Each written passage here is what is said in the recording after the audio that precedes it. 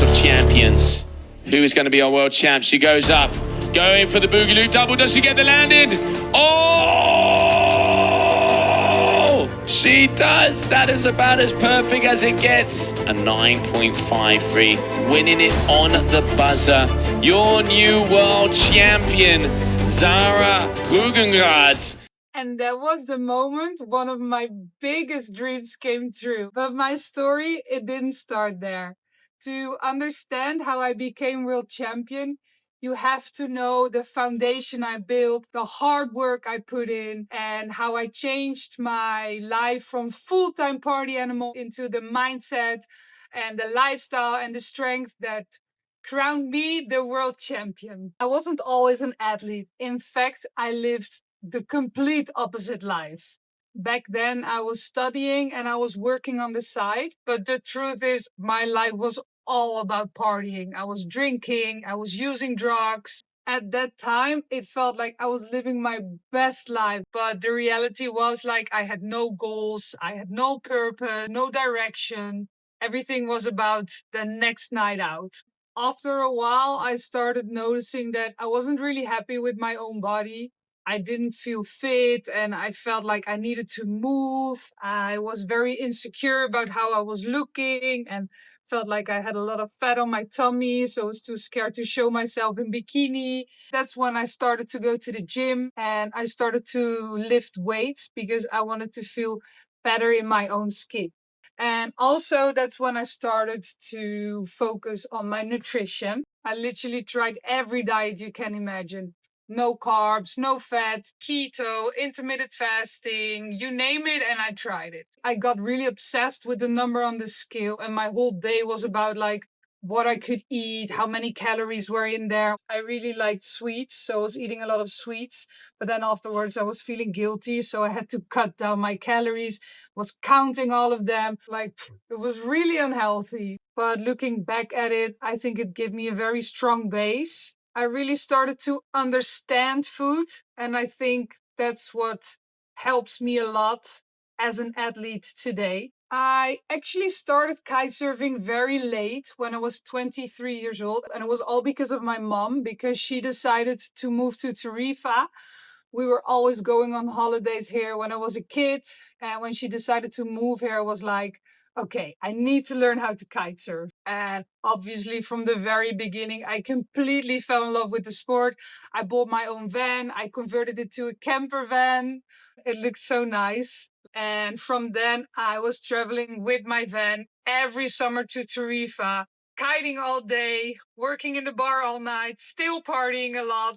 But for the first time in my life, I really found my passion. Not long after that, I met Giel, my current boyfriend.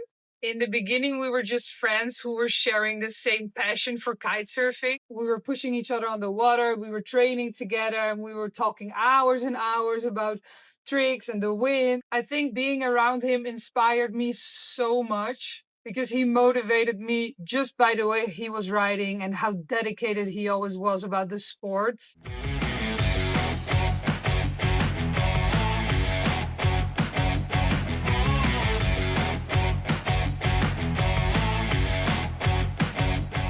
Yeah, at that point we were still friends, but he played a very intense, huge role in my progress. And then in 2022, we couldn't deny anymore that we were in love with each other. So that's when we got into a relationship. End of 2020, I went with Giel to Brazil. And there I landed my first kite loops. And I was posting them on Instagram.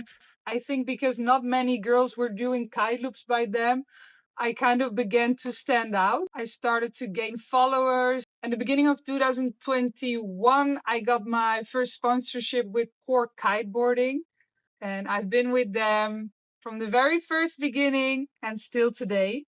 The same year, Big Air really started to grow. So more women were getting into the sport. They started to organize more competitions for Big Air. I've been competing since the very first competitions were there, which is really cool because I was one of the first women that started to do the Big Air competitions. But actually, I had no clue what I was doing. I didn't have any competition experience. I was just going out there, sending it, crashing a lot. But yeah, apparently it worked because at some point I started to win competitions. I just started to build my own name. So suddenly I started to put a lot of pressure on myself. And then I felt like it wasn't just for fun anymore because now I was expecting from myself to perform. The more I started competing, the more pressure I started to feel, and that pressure started to mess with me. I was not having so much fun anymore.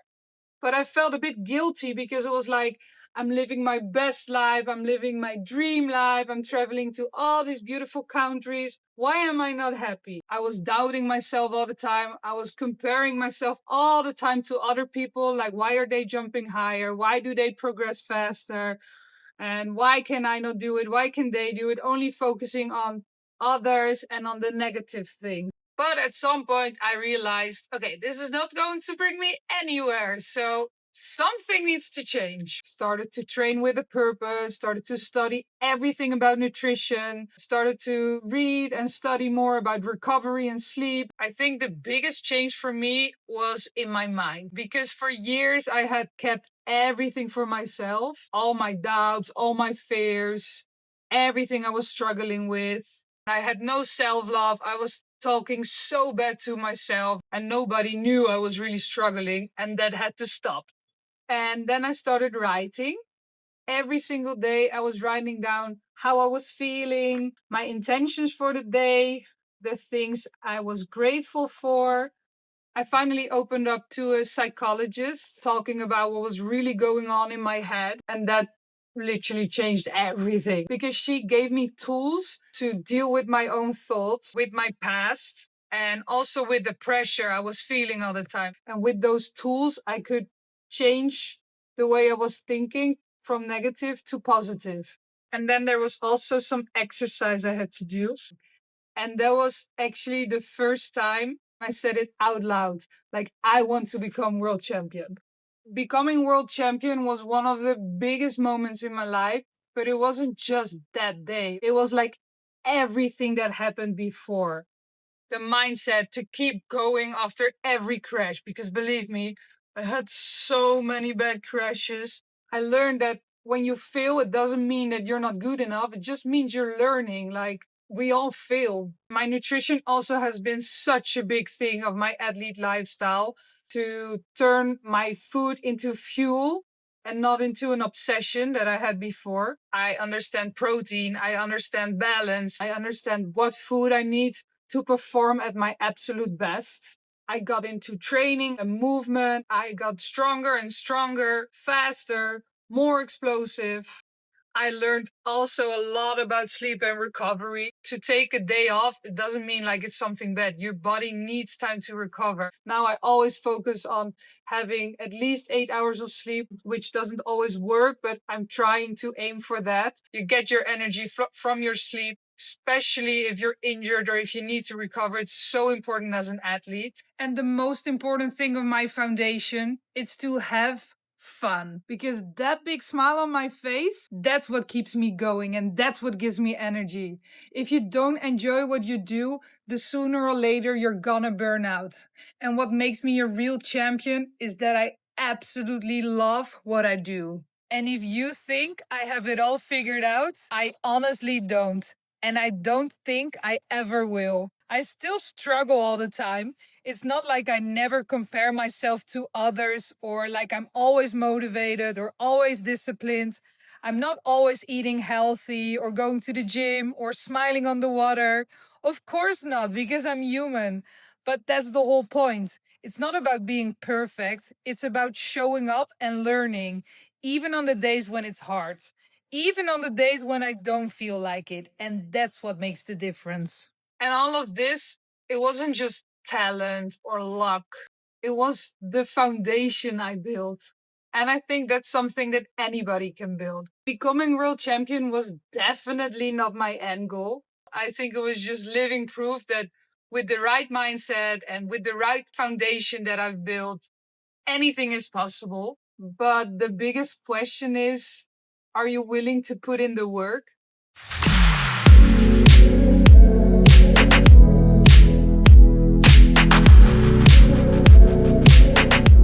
situation that I just told you about. Man,